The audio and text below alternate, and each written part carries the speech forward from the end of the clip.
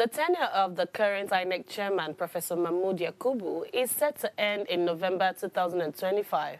As Nigeria prepares for the transition, all eyes are on the presidency because whoever takes over as the next INEC chairman will play a decisive role in shaping the credibility of the 2027 general elections. But already, controversies are brewing, right? The Social Economic Rights and Accountability Project, SERAP, has written to President Bola Tinubu demanding that the process of appointing the next INEC boss be made public.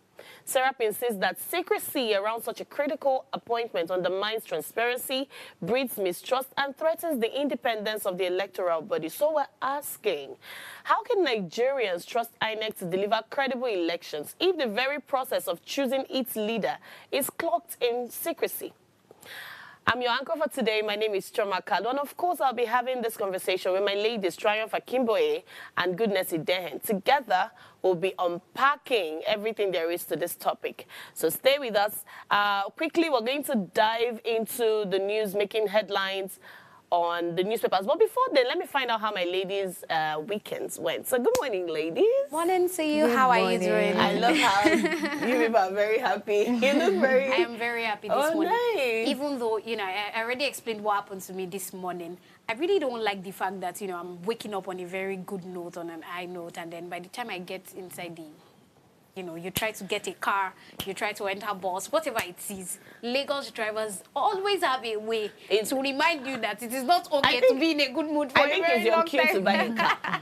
It is really my cue to buy a car. Get your own right. Aside the fact that I was inside that car, yeah, and with all the things that the driver was doing, mosquitoes were...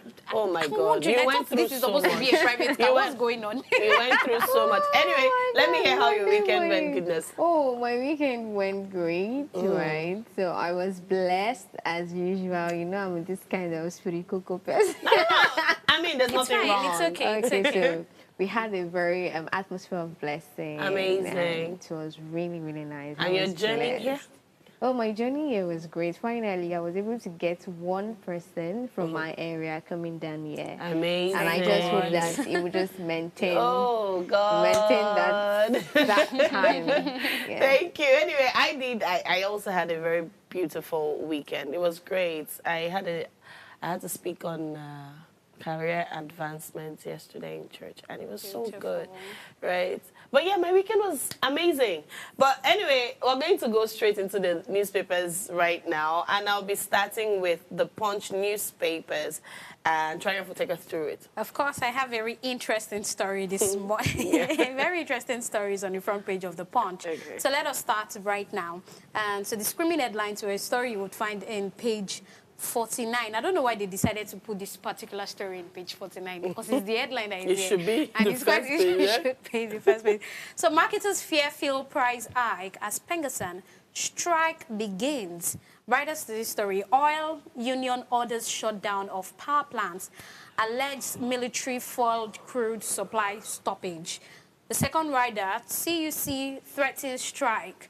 Members on standby. Federal government intervenes to meet Pengasan today. This is a story you would find in page 49 of the Punch News. We're going to come back to that just very briefly, but let me take every other story, interesting one.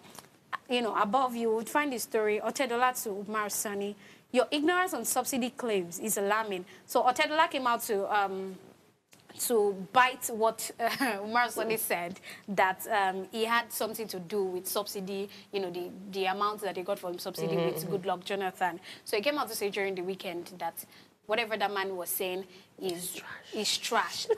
and that is not going to be the end of it. And remember that Umar Sani was the vice presidential aide. Now, he is saying that, according to what is in this news, that he has instructed his lawyers to file a 1 billion libel suit against the ex-presidential aide. Okay. So it's a new week with the billions. We're in the billions era now. So I'm just wondering how the whole back and forth, I don't know if they will keep what's it. When big men fight. What will I say? Can you imagine that kind of suit?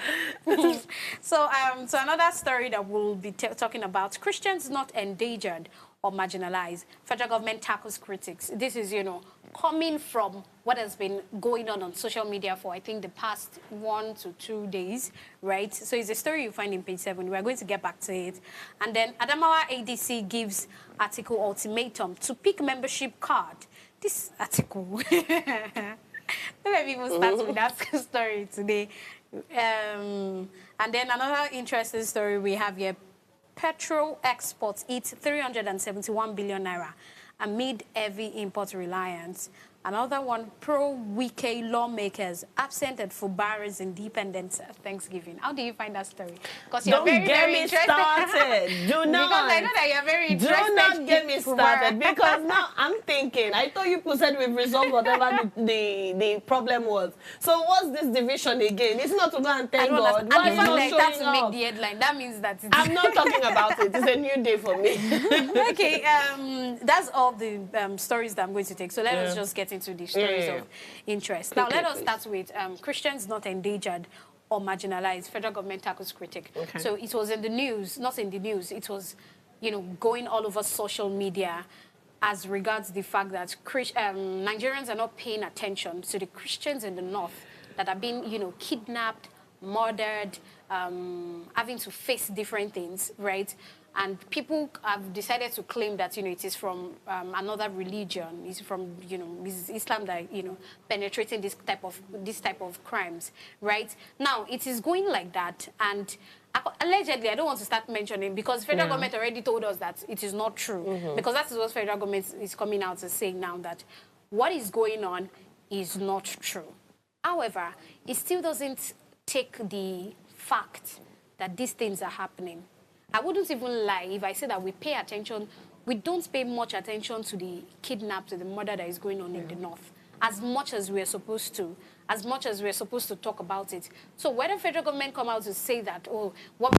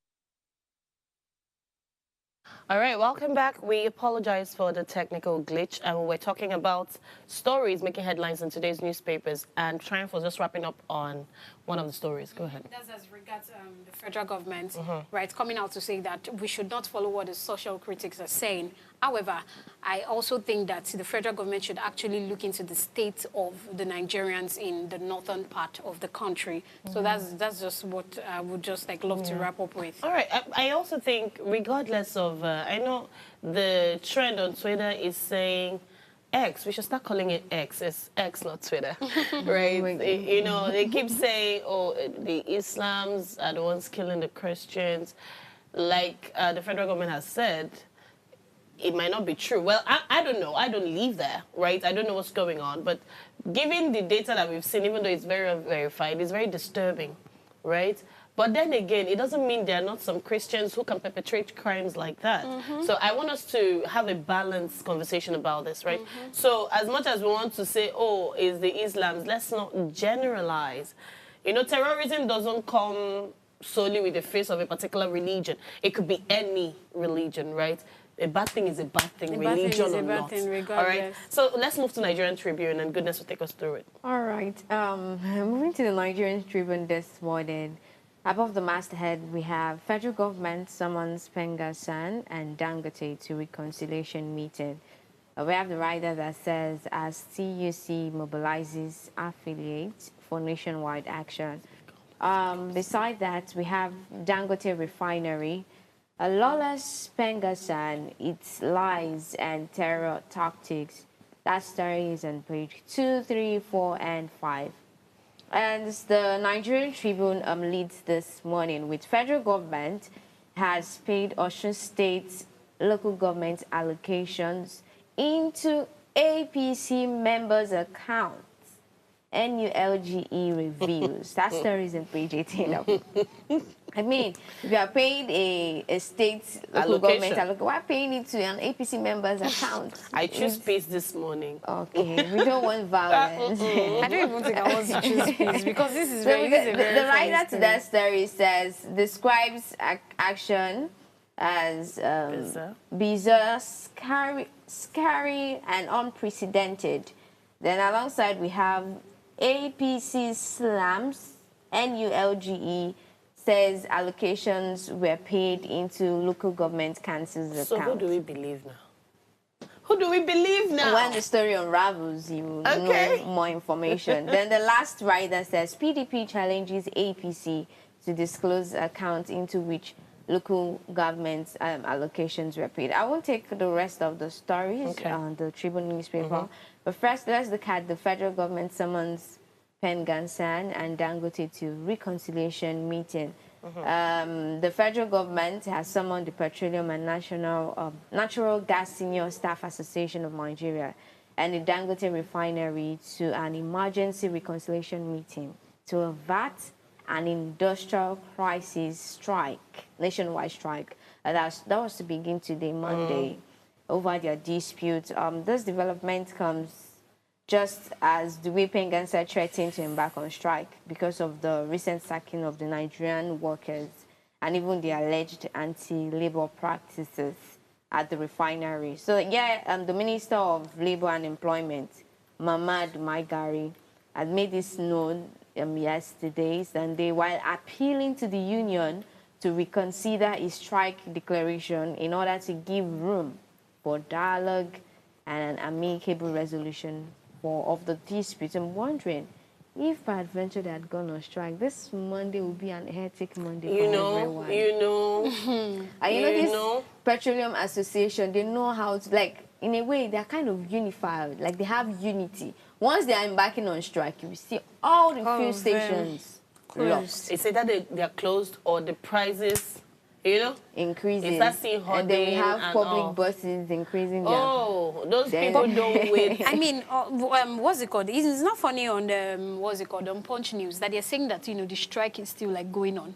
But for now, it's not, like, on a full strike. They still want to go for a meeting. Let's see how their meeting goes tomorrow. It's been a while we had their strike, and I really don't want us to have it. Let's just quickly, on just the touch of the local government funds being sent to an APC's members' account. That story is quite interesting, So we have the Nigerian Union of Local Government Employees, that's the Osun State chapter.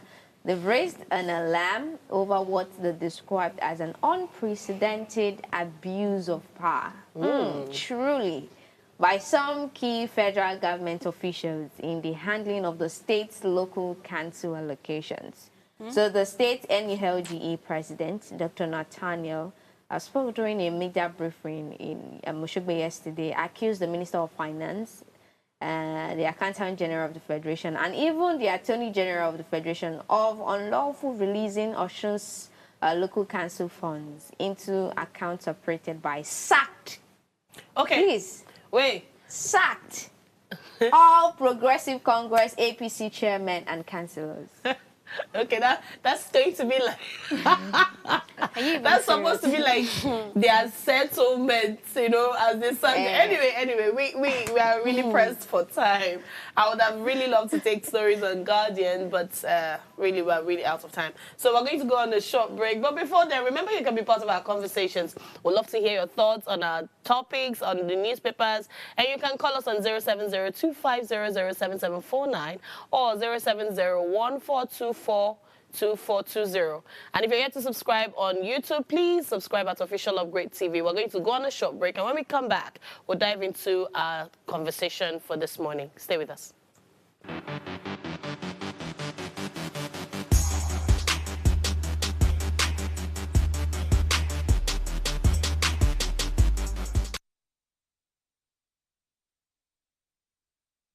Welcome back.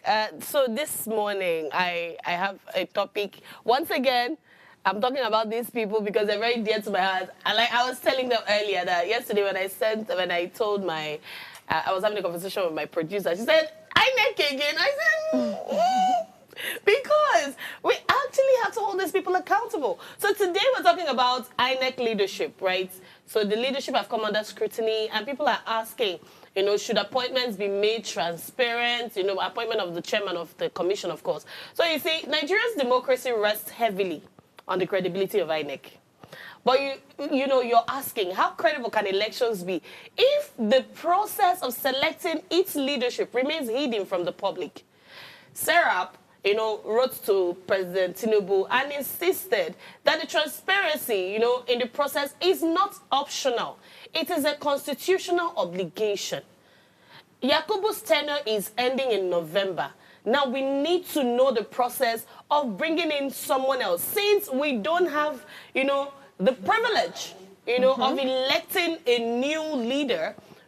At least show us the process that you are taking to appoint them. So critics are arguing that without openness, citizens really cannot trust the INEC's, you know, process. We can't call INEC independent if the process of appointments is not made public, right? It's now looking more like it has some political influence to it, and somehow it begs the question. So when you put this person in here, is the person's loyalty not to you? Do you understand? So we're asking now, should Nigerians have a say in how INEC's leadership is chosen? And what must change to strengthen public confidence before 2027? So let me hear your thoughts on this, really, because I don't want to sound like I'm losing my mind on INEC. You know, I was even trying to actually see the things that Professor Mahmood Yakubu, because if you remember that we were discussing about this last week, and the guest that came on board, he was saying a whole lot, and then he was talking about the fact that we might not be able to, citizens might not be able to get the trust of INEC. Yeah. Right? Now, I am wondering, should we also, these are the questions that are coming through my mind. Number one, what were the things that, you know, Professor Mahmood Yakubu, what were the things that he was able to accomplish? That's the first one. And then secondly, why should it even be that, you know, it is the president that should elect? Appoint. Sorry, appoint the INEC chairman. Just appoints them, yeah. Appoint the INEC chairman, because at the end of the day, it is called independent for a reason. Independent for a reason. If you give me a job, whether you're saying it directly or indirectly, exactly, I have a responsibility. I will always have a need to maybe show up with something. Your loyalty. I will want to be loyal to you. Yeah. Maybe you handed over to me a big position or a small position, but I am always feeling like, oh, this person did something to me. How much more appointing somebody as an INEC chairman? So those are my questions first. So maybe in the course of the year, we are going to get answers to these questions. Goodness, what do you think, please? Well, for that statement, I saw before now, I saw the news where the president asked the INEC chairman to retire and go for a leave, like a vacation. So you're even giving the INEC chairman an advice, right?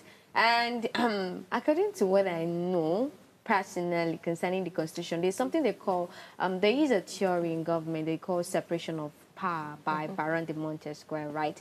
And separation of power is where each systems of government or arms of government work independently, but we also have what we call checks and balances. Definitely. So if the president is in the arm of the executive and we have the INEC in the arm of the judiciary, which they are supposed to work independently. So I see no reason why, even if at all, because I don't know all the Constitution. So even if at all in the Constitution still accept or permits the president to appoint an INEC chairman, at least what the SERAP are requesting for is something that we Nigerians should get. Yes. Let us know the criteria, the yardstick of you appointing a particular person, and let it be open. And not just one person. I'm sure we just don't have one particular person qualified to be appointed as the INEC chairman. There are several other people which we need to also see. And also let it be like a fair game for all of them. Not just you appointing one particular person. Like what you said earlier,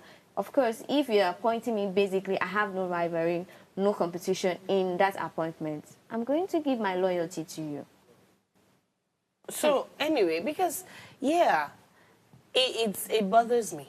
It really bothers me because these public offices are supposed to serve us as the people.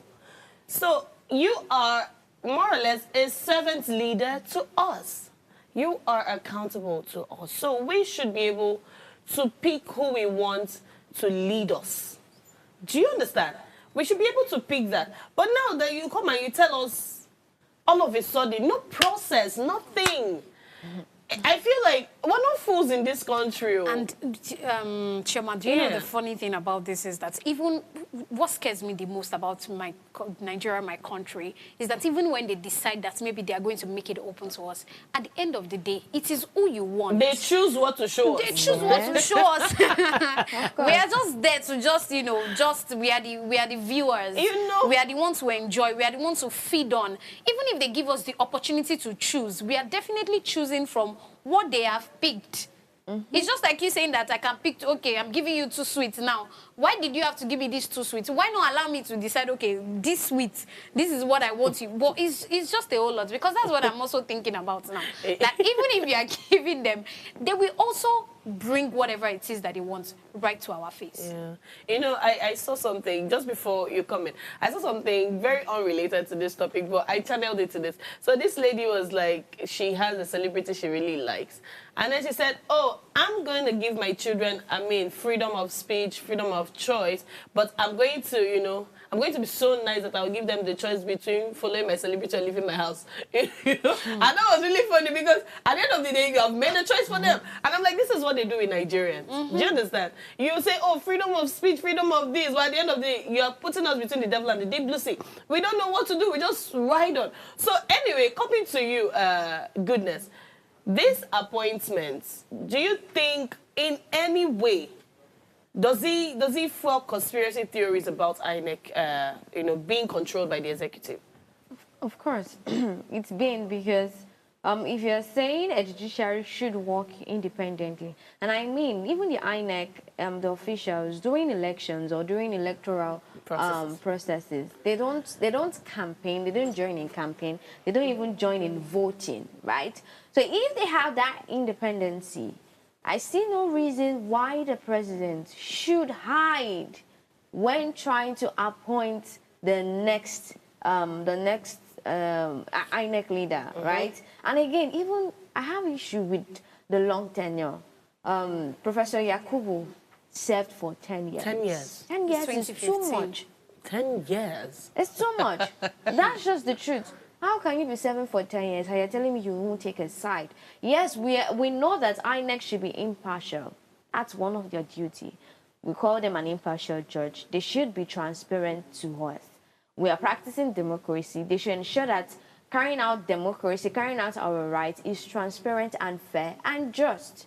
So if the president is appointing this, people could think a lot of things. Even other political opposition parties could feel that, oh, this might be a technique against the upcoming election, which even they started the campaign now in 2025. So, and that's why I made a statement on this table, I think last week. I said, good preparation avoids poor performances. So I'm saying, if you're running for, or you intend to run for 2027 election, as they are doing their good preparation now, of course, I don't want to go direct, but I know you understand what I'm saying. I do. It's to prevent poor results. It is a border. That is what it is a border. So for this thing that you're saying, so you lie on it. It's getting me really bothered. Yesterday, right, I was coming back from church with my friends, and we were driving past this place somewhere in Lagos. And there was a podium, there was a crowd, and there was a particular political party's flag here and there, everywhere, you know, speaking. Some people, I don't know the language they were speaking though, but you know by default that this is a full-blown campaign. And I was chatting with my friends and I said, the government came out and told us no campaign until 2027. Even the INEC, so they're supposed to flag them down. And told us they're supposed to flag that party down. No, they will not flag you down. I'm like, wait, is it that you people, you just say things, you don't put people to monitor these things, right? And then, I don't know, it is the APC. I have to say it out here. It is the APC. Are they immune to rules and laws and order? Right? You see the flags very glaring. I mean, you know, in this country, we've seen where some certain things are exempted from the law, right? We usually say that the law is above the law is above no one. No one is above the law. Yeah. But in this our country, we still have some certain people I don't know that they are still above the law. I mean, I'm not trying to be partisan I will even here. put it out rightly. I feel the INEC are a toothless bulldog. That's just it. Oof. Now, guess what? Wait, guess what? Hold on. You know that one funny thing about this is that I hate the fact that we bring politics into everything. But it is quite unfortunate that we have the it reality. in INEC. And that's the reality. Because somebody like Mahmoud Yakubu now, it was just supposed to use the 5-year term and then get off. They now reappointed him for a second term. I do not see any reason why, whether you do well or not, that 5 years, whatever it is that you cannot do, and then you brought your accountability reports that I'm not even sure if they even do that. These 10 years now, they're supposed to actually bring out his accountability report. Let us see what you spent in the last 10 years. Since 2015, a child that was giving birth to in 2015, do you know how old? It's 10 years old already. Yeah. Now you are reappointed. Now by the time you now bring another person in, that person served the whole of Muhammadu Buhari's time. Yeah. Now this is Tinubu. Tinubu will do. Now appoint him. Like you said, you were mentioning the fact that, how did she say it? That's good, good preparation performance. Avoids bad now, performance. there is no how you wouldn't expect me to think that you are busy doing all this because of the preparations of the 2027 election. Ahead of the 2027 election. So how am I supposed to trust? How am I supposed to believe? Because if I don't believe INEC, that means I'm not believing in anything again. You don't believe in the government, you don't believe in INEC. You know, honestly, right, I think this is just, sadly, not just a Nigerian problem. It's an African problem. So I think it was last weekend, I saw in the news, Cameroon, right, this particular party, political party in Cameroon, they were campaigning with the picture of their candidates because the man is old and frail and incapacitated. He cannot move. But yet he is campaigning with his picture.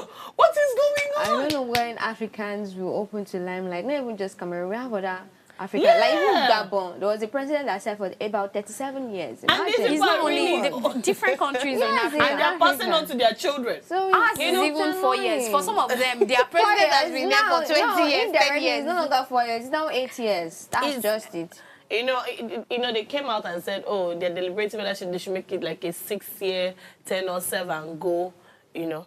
And that's why they find it difficult to believe, you know. I think one of the people that seemingly run, I think it was Peter Obi one time, said he would serve 1 tenure and go after if he wins 2027.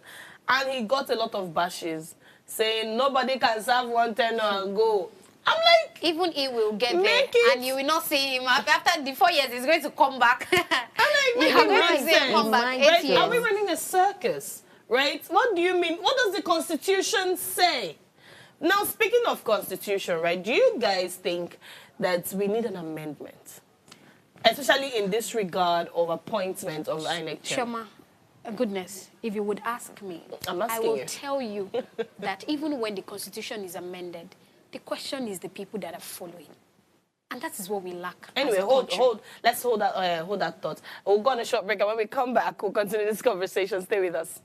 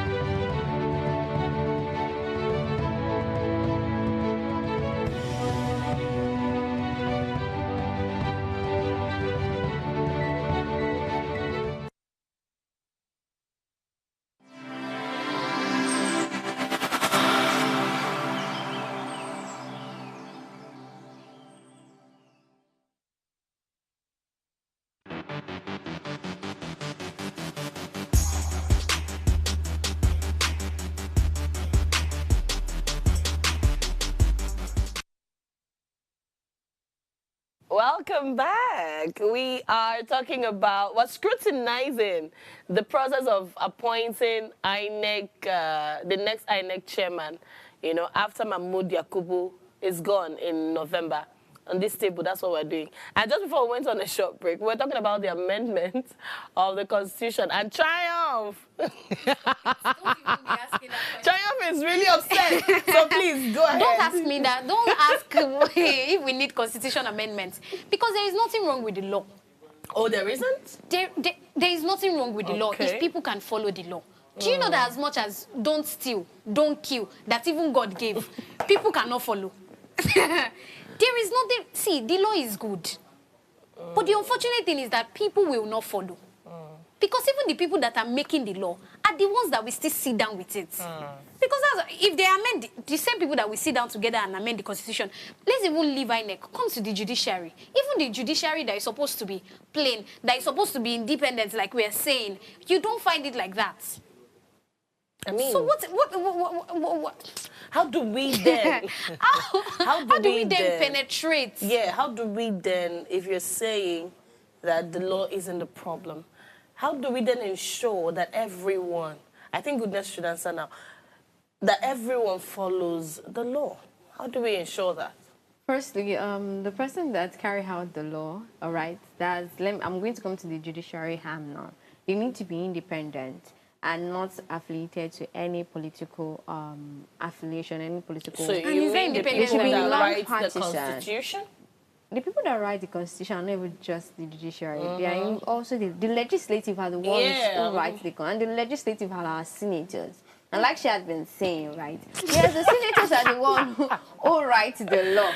The executive don't have the power. They just implement the law. Oh my God. My hands are literally on my head. So that's just the way it had been in Nigeria, where the legislative, which are the senators, they are the one who makes the law. That's why you see a lot of them say, oh, the law is passing through the first reading, the second reading, and everything. And once a law passes, once a bill, rather, before it becomes a law, pass the second reading, automatically it's going to be a law. So what they need to do is, I feel anyone trying to peruse the bill before it actually becomes a law should be a non-partisan person, should not be involved in any or make a friend with any political party, and should be courageous in carrying out its full rights and obligations. Whoever.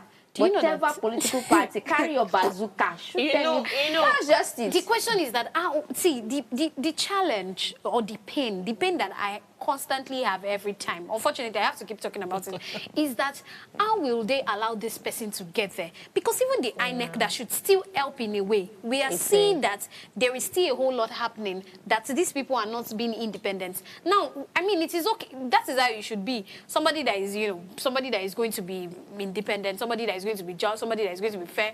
But who and how and where should we bring these people from? And if we bring them from anywhere, are they going to be allowed to actually sit in that place of power? Because I feel also, this is just like a thought of mine, right? Since the president, we elect the president, we come out to vote, even including the governors and the local government chairman. Why can't they not take this initiative of also allowing the citizens to vote for the INEC chairman? We'll come out as a normal regular election. Because if we are leaving it to the hands of the leaders, obviously they're going to do what is going to please them.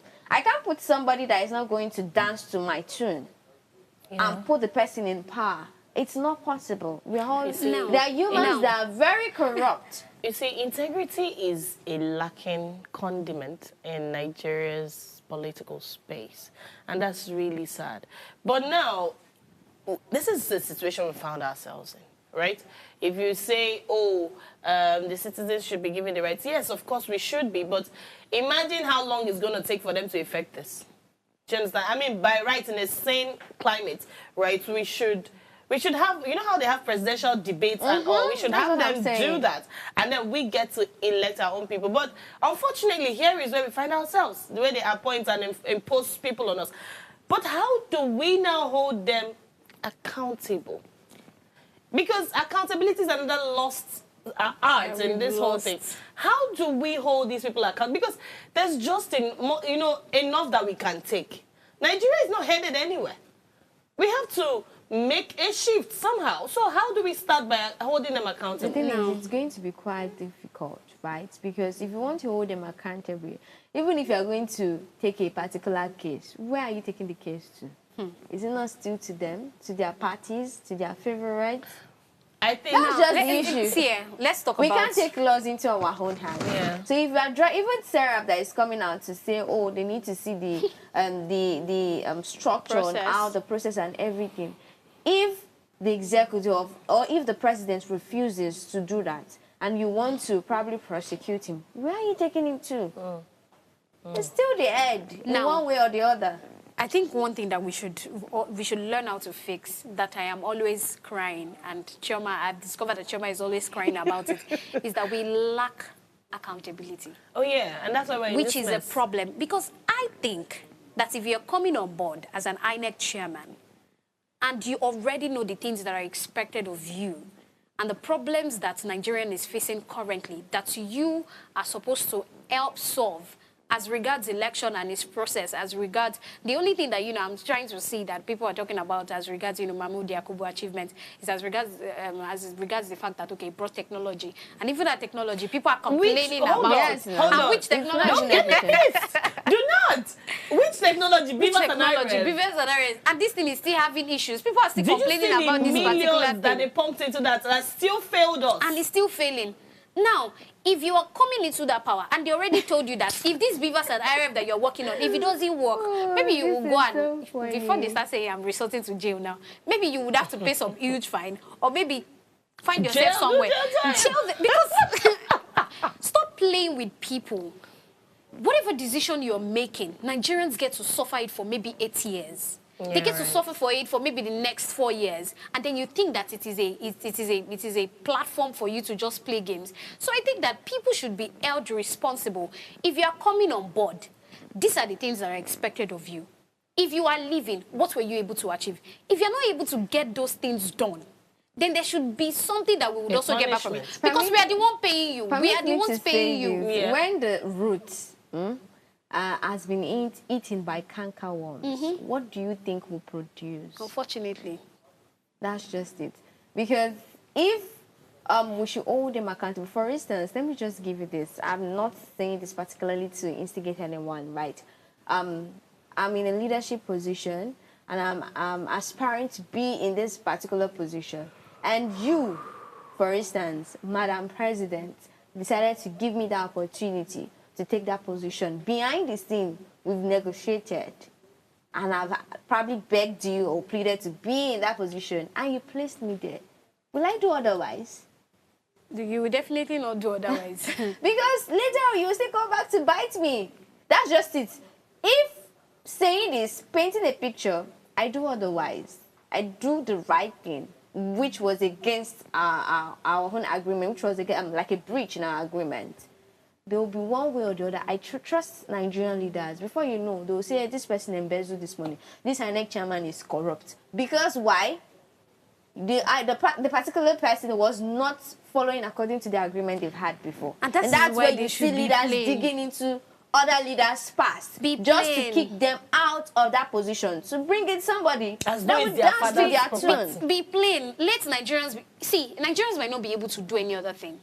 One thing I have learned about Nigerians is that they might not be able to do any other thing. They might not be able to make certain things happen. But one thing is that they will never forget. They will hold you and drag you by the neck. Now, if these people are coming out to be able to say that this and this, I am not talking about... Now, I'm not going to maybe in the Nigerian politics talk about... We already know the way it is. But I don't think we should accept the fact that INEC should be a polluted body. Yeah. We should not accept it, it's regardless. For God's it's independent, for God's sake. Please, let's just change the name. And we know and we accept. Because, for example, let's just say that electoral body... Just electoral body. Chema, at this point, if things are not going to happen, let's just change the name. That's why I even call them that they are a toothless bulldog. A bulldog is meant to If it is like an attack. electoral body now, then Nigerians will not expect too much. But the moment you add the name and the responsibility of independence, then please let it be that way. And if it is not going to be that way, let us be able to actually hold these people responsible and let there be fair treatment of what will happen to you if you are not able to get things done the way it should be done. I mean, just before we go, right, I want to, I don't know, because I'm already scared ahead of 2027. Oh my God. Take me out of here. I'm already scared ahead of 2027, right? How does this process affect 2020? What risk does it pose for 2027 elections? Because, I mean, look at 2023. Nigerians were ready. Nigerians came out. Me that was very... There was an aspiration. Yeah.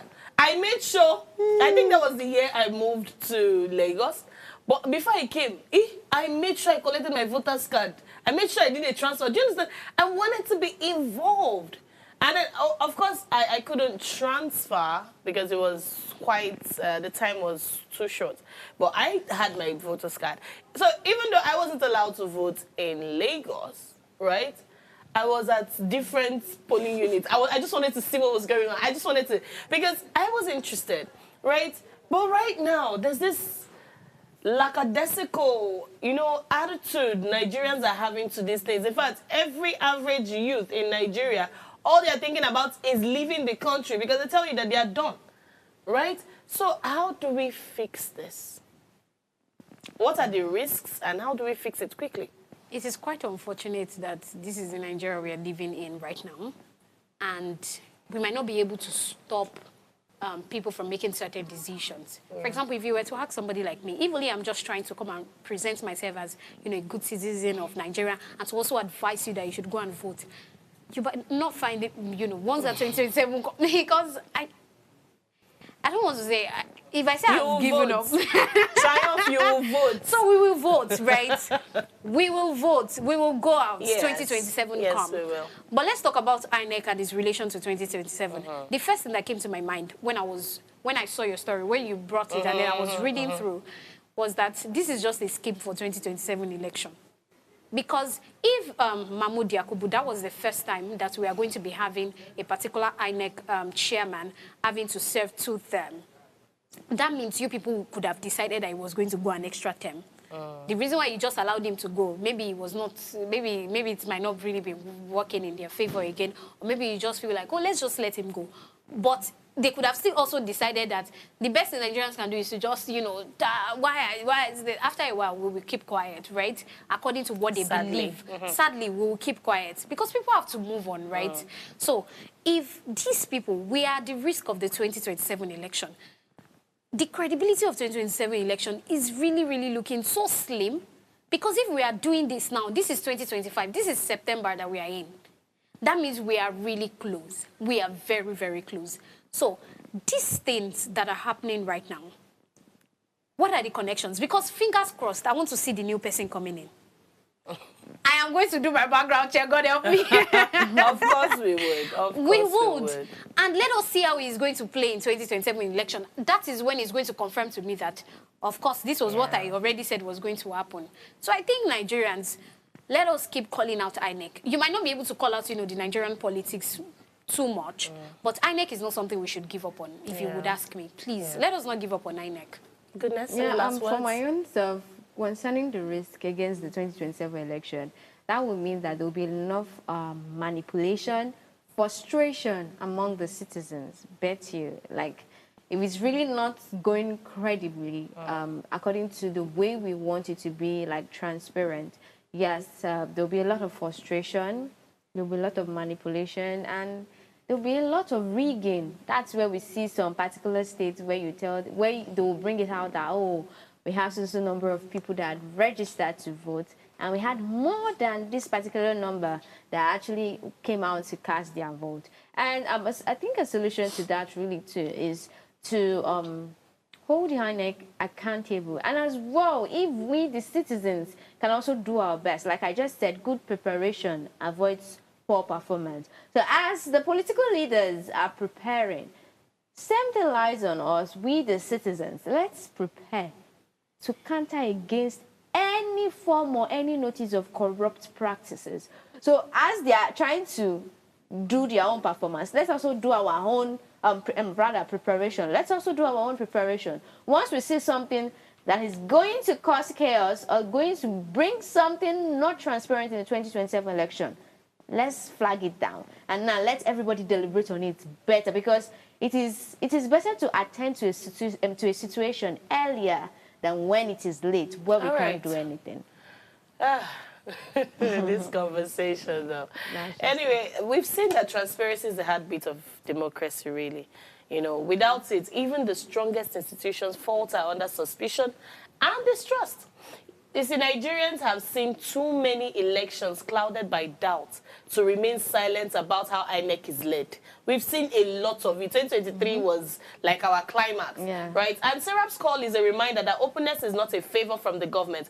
It is a right owed to the citizens. And as we look ahead to 2027, the credibility of our elections will not be measured only by the ballot box, but also in the integrity of the processes that come before it.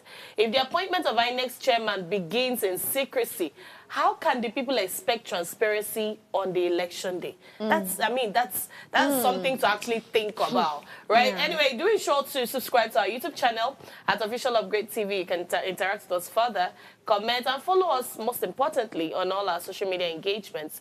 Like, share, comment, invite your friends and family to follow us. And until we meet again tomorrow, do have a wonderful day ahead of you. Bye for now.